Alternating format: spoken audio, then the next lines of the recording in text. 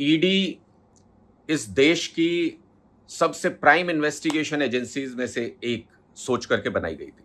उसका काम है देश में काला धन पकड़ना, ड्रग मनी पकड़ना।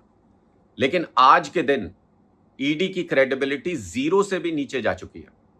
लोग उसको कैसे देखते हैं? लोग उसको बीजेपी के किसी पॉलिटिकल विंग की तरह देखने लगे हैं। जैसे भारतीय जनता पार्टी को कहीं हल्ला हंगामा करवाना होता है तो वो युवा मोर्चा के लोगों को भेज देते हैं, बजरंग दल के लोगों को भेज देंगे वहां पे हल्ला हंगामा करने के लिए। उसी तरह से अब लोग ये समझ रहे हैं कि ईडी को भी पॉलिटिकल कैंपेन में भेज दिया जाता है कि जाओ हमें यहां पे चुनाव लड़ना है, उससे पहले तुम कुछ हल्ला हंगामा करो, झूठ बोलो, किसी का भी नाम ले दो।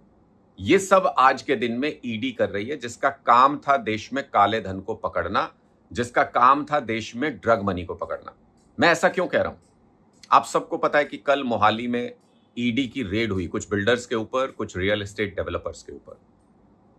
और अपना काम करने की बजाय, उसमें क्या काला धन मिला इनको नहीं मिला वो बताने की बजाय, शाम को ईडी की प्रेस रिलीज आती है और बिना किसी सबूत के, बिना किसी लिंक के, इनमें से किसी कंपनी में कोई शेयर नहीं, इनमें से किसी कंपनी में कोई साझा नहीं, किसी के साथ कोई व्यापारिक संबंध नहीं, कुछ भी होने के बावजूद ईडी अपनी प्रेस रिलीज में लिख देती है कि इनमें से एक व्यक्ति के नजदीकी संबंध है आम आदमी पार्टी के पंजाब के अध्यक्ष के साथ, अमन अरोड़ा जी के साथ। किस बेसिस पे कहा भाई?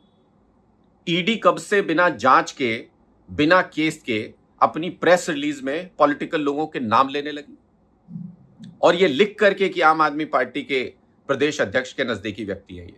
अब मैं सच्चाई बताऊं, कल जो रेड हुई थी उसकी सच्चाई बताऊं, अमन अरोड़ा जी का तो दूर दूर तक कोई लेना देना नहीं इन लोगों से। उन्होंने बहुत स्पष्ट भी कर दिया कि उन्होंने बहुत साफ सुथरी जिंदगी जी है, जो जांच करनी है कर लो। लेकिन किसका लेना देना है अब मैं आपको बताता हूं। ईडी की हिम्मत नहीं हुई अपनी प्रेस रिलीज में यह मेंशन करने की कि इनमें से सुरेश कुमार बजाज, जिनके यहां पर कल रेड हुई, भारतीय जनता पार्टी की 2023-24 की डोनर लिस्ट में मौजूद हैं। लाखों रुपए भारतीय जनता पार्टी को इन्होंने डोनेट किए हैं। और डोनेट कौन करता है?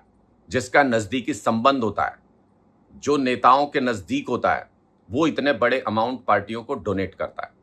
अब मैं ईडी से पूछना चाहता हूं, ईडी के अधिकारियों से पूछना चाहता हूं, थी तुम्हारी हिम्मत कि तुम ये लिख सको कि इनमें से एक व्यक्ति जिसके यहां रेड हुई, जिसके यहां पर हमने कागजात बरामद किए, कुछ भी बरामद किया, उसका भारतीय जनता पार्टी से बेहद नजदीकी संबंध है। उसने भारतीय जनता पार्टी को 2023-24 के, आप खुद भी चेक कर लीजिएगा, मैं बता रहा हूं, 2023-24 की डोनर लिस्ट में 319 नंबर पर यह नाम लिखा हुआ है, सुरेश कुमार बजाज। आप खुद चेक कर लीजिएगा। है हिम्मत ईडी के अंदर कि वो ये लिख सके कि बीजेपी का एक हाई क्लास डोनर जो लाखों रुपए भारतीय जनता पार्टी को डोनेट करता है, ये ईडी की रेड उसके यहां पे हुई थी। जो कुछ भी मिला, काला धन मिला, कागज मिले, वो ऐसे व्यक्ति के यहां मिले जिसका बीजेपी से नजदीकी संबंध है, जो बीजेपी का बहुत बड़ा डोनर है। अब आ जाइए दूसरे व्यक्ति के खिलाफ, एक गौरव धीर इसमें है जिनके यहां पे रेड हुई थी।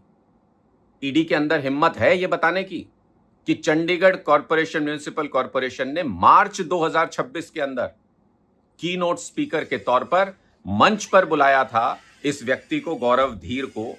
और ये कितना नजदीकी होगा भारतीय जनता पार्टी का? चंडीगढ़ म्युनिसिपल कॉरपोरेशन में इस वक्त कौन है? Political entity Bharatiya Janata party का राज वहां पे है।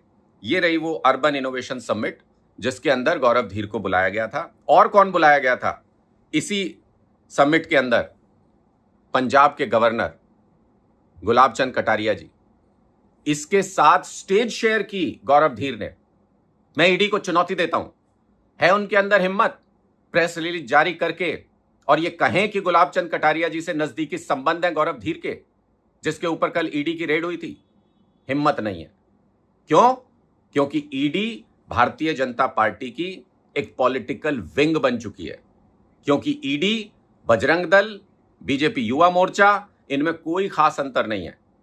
सिर्फ सरकारी जामा, सरकारी मुखौटा पहन करके ईडी अपना काम करती है। काम वही कर रही है जो भारतीय जनता पार्टी बजरंग दल से कराती है, जो भारतीय जनता पार्टी बीजेपी युवा मोर्चा से कराती है, वही काम ईडी भी कर रही है। ईडी पॉलिटिकल विंग की तरह भारतीय जनता पार्टी का काम कर रही है। और चूंकि पंजाब में इनका कोई नाम लेवा नहीं है, चूंकि पंजाब में बीजेपी घुस नहीं पा रही किसी भी तरीके से, इसलिए चुनाव अपने दम पर राजनीतिक तौर पर नहीं लड़ सकती।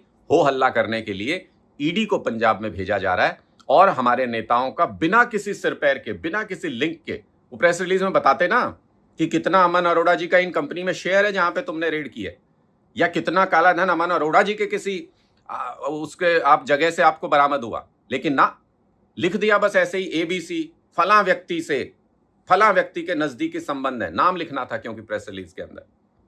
ईडी के अधिकारियों को, भारतीय जनता पार्टी को इस घटिया राजनीति के लिए शर्म आनी चाहिए।